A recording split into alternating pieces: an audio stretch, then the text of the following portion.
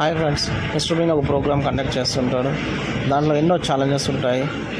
మొదటిగా వస్తే first challenge ఎంతో హైట్ నుంచి ఒక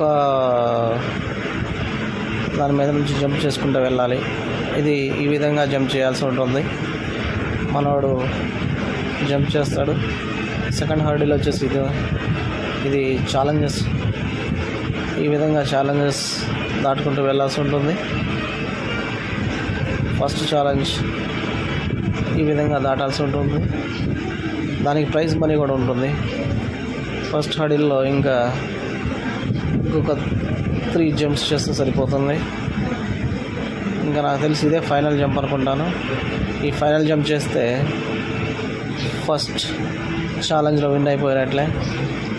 చూస్తున్నాడు, క్యాల్కులేట్ చేసుకుంటున్నాడు ఎలా దూకాలి, ఎంత హైట్లో